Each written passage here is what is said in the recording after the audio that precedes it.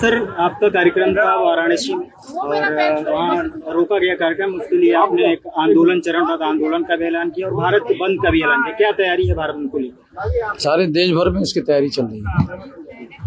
तो हम लोग जो संवैधानिक अधिकार है उसको रोकने की कोशिश होगी, हम उसको बर्दाश्त नहीं करेंगे। ईवीएम को लेकर बड़े पैमाने पे भारत बंद का ऐलान 10 सितंबर को हो जाएगा।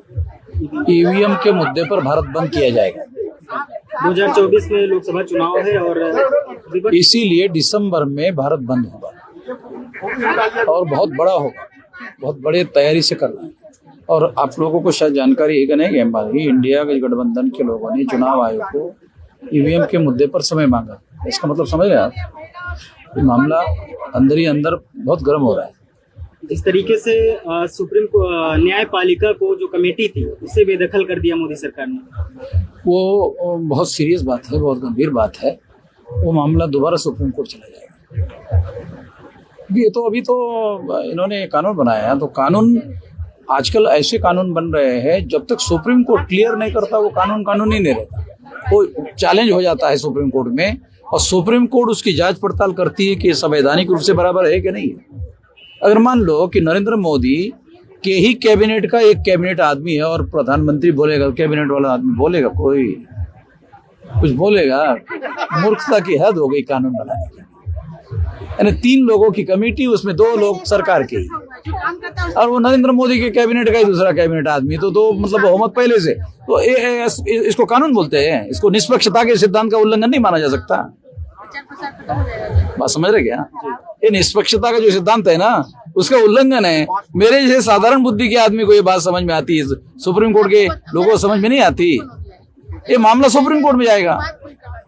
आपने 2024 में आपने ऐलान भी किया है कि ईवीएम फोड़ने का। देखो, ये पहले तो भारत बंद से मामला बनेगा ना, 24 में फिर फोड़ने का है। पहले तो माहौल बनाना पड़ेगा ना। आज देश भर में ईवीएम के बारे में करोड़ों लोग बोल रहे हैं। पहले तो मैं अकेला ही बोलता था, अभी मैं बोलना कम कर दिया तो दूसरे लोगों ने बोलना बहुत शुरू कर दिया। ये खुशी की बात है। वैसे दूसरे लोग, मैं अकेले बोलता था, अब दूसरे लोग बोल रहे हैं। प्रधानमंत्री के आर्थिक सलाहकार हैं विवेक देवराय, उन्होंने संविधान को बदलने की बात कर दी। आरएसएस के लोगों ने उसको बुलवाया। आरएसएस के लोग क्या करते हैं, उनकी काम करने की पद्धति है, वो सोचा छोड़ते हैं प्रतिक्रिया क्या होती है, उसका अध्ययन करते हैं। फिर अध्ययन करने के बाद अभी उचित समय नहीं आया है, प्रतिक्रिया का अध्ययन करते हैं। बड़े पैमाने पे हिंदू राष्ट्र की मांग उठ रही है, संवैधानिक पदों पर बैठे। हिंदू राष्ट्र क्या है? जो दयानंद सरस्वती ब्राह्मणों का, वो कहता है हिंदू मुसलमान की देवी गाली है, तो वो राष्ट्र बनेगा। हिंदू मुसलमान की देवी गाली है तो उस नाम पर राष्ट्र बनेगा। ये पूछा जाए अभी हिंदू धर्म में उसके नेता कौन है? तो जो जन्मजात ब्राह्मण है वो हिंदू धर्म के नेता है। तो इसका मतलब वो हिंदू धर्म है कहाँ, हिंदू राष्ट्र बनेगा? ब्राह्मणों का अंकित राष्ट्र बनाने का मतलब है हिंदू राष्ट्र। ब्राह्मणों का अंकित राष्ट्र बनाने का मतलब है, ब्राह्मणों का गुलाम राष्ट्र बनाने का मतलब है हिंदू राष्ट्र।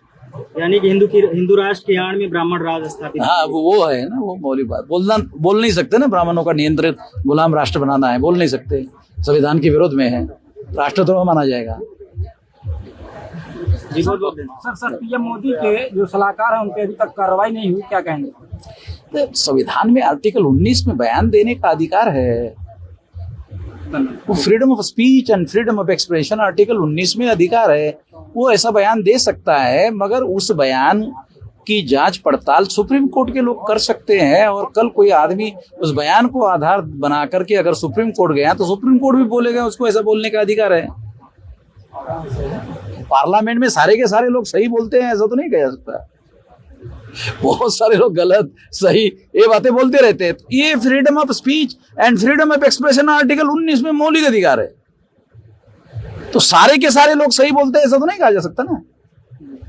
मगर दूसरे लोगों को भी तो बोलने का अधिकार है। जैसे फॉर एग्जाम्पल उन्होंने गलत कहा तो मैं उसको गलत कहने का मेरे पास भी तो अधिकार है ना।